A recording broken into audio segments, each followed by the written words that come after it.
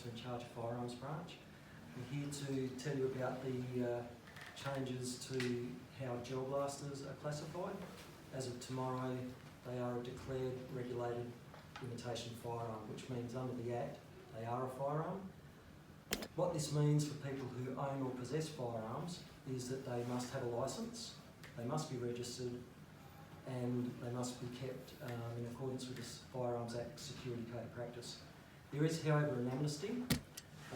There's an ongoing amnesty with the Firearms Act where you can hand in any firearm, but there's additional conditions in relation to gel blasters so that people, if they want to keep their gel blasters, they can apply for a licence, get them registered and keep them at home. But gel blasters will only be allowed to use at paintball facilities, so we're using the same regulations that govern paintball to regulate gel blasters. So that means that you can only fire a gel blaster in a venue that is authorised for paintball or gel blaster use. There must be a responsible person there or an authorised person there, and obviously the operator must also be licensed. You can hire a gel blaster at a venue if that venue operator decides to register gel blasters and hire them out. Are there any questions? Can you talk us through the main reason behind implementing this? Yes, gel blasters have been probably around in South Australia for the last 2 years, and they meet the definition of a firearm in that they compress air to fire a projectile.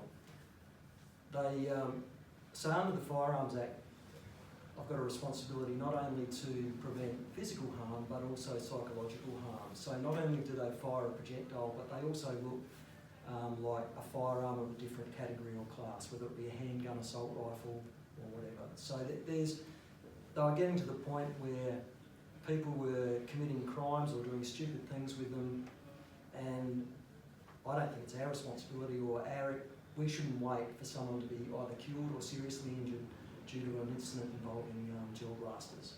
Do they have the potential to kill anyone with gel?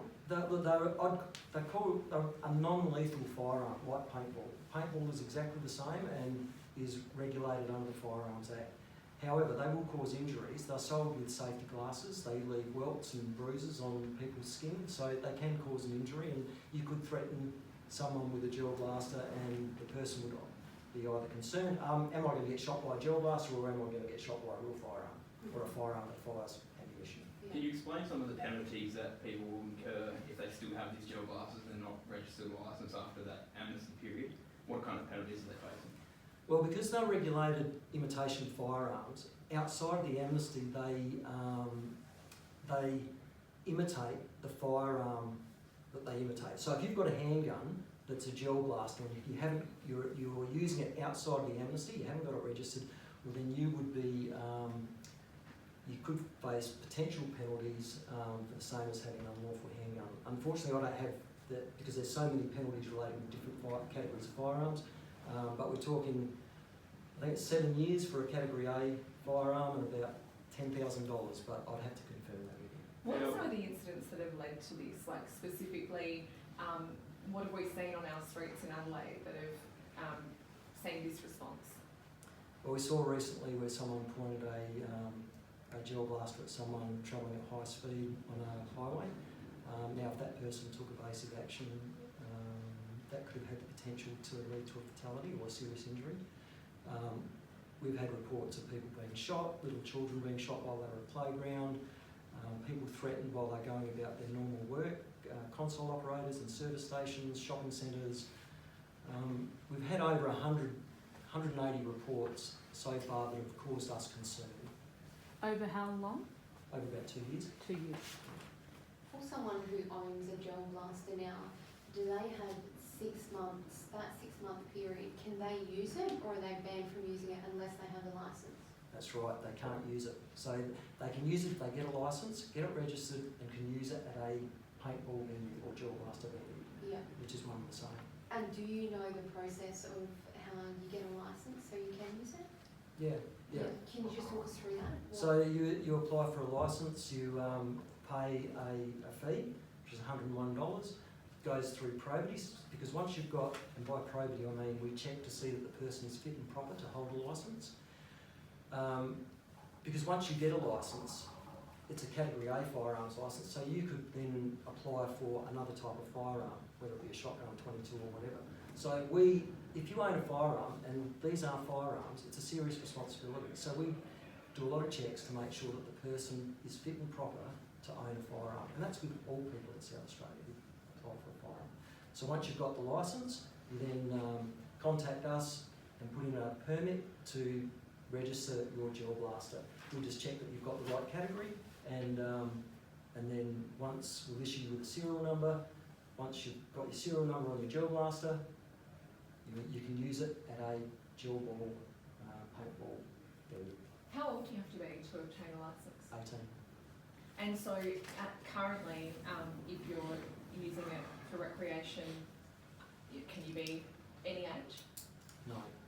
If you go to a paintball venue under the supervision of a paintball operator, you can be under 18, but you must, you can't hold a firearms licence if you're under the age of 18, unless you're a competitive shooter. Yeah, but now, can you use them under 18 now, even when you're Prior not? to this. No. No. Oh, well, I mean, they're not regulated today, but tomorrow they'll regulate. Yes, So but currently, today. yeah, Say 12-year-olds using it now, Yes. today, from Yeah. tomorrow. From tomorrow, no.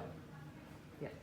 They fall within the regulation of the Firearms Act and regs, and that means that you must abide by the instructions of having a licence, having it registered, only using it at a venue.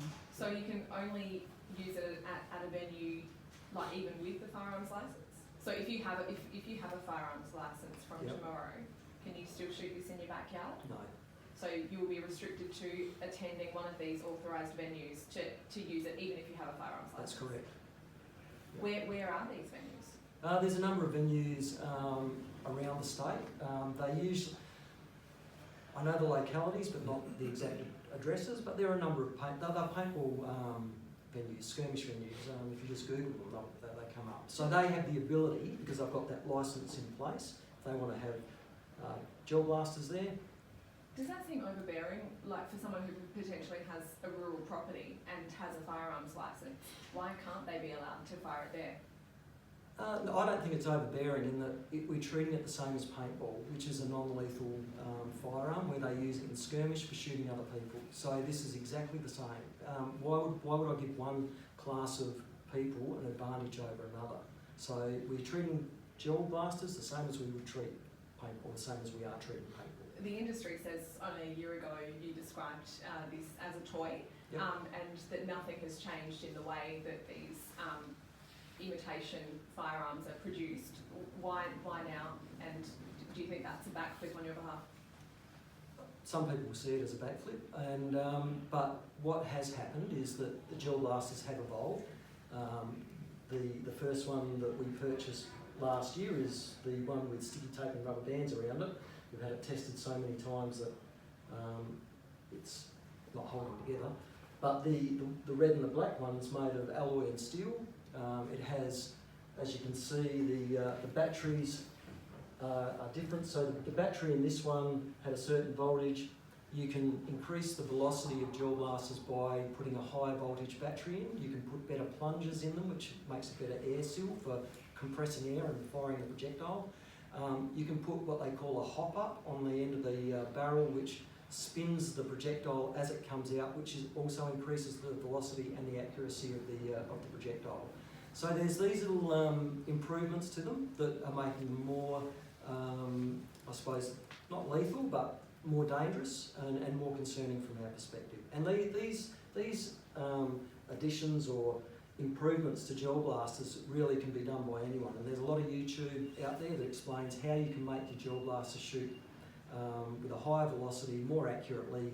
And even the gel balls that I've got there are hardened gel balls, which are different to the gel balls that I first purchased. What has taken so long to regulate these? Because there was a ballistic test last year in December saying that these should be considered firearms. It's now October this year.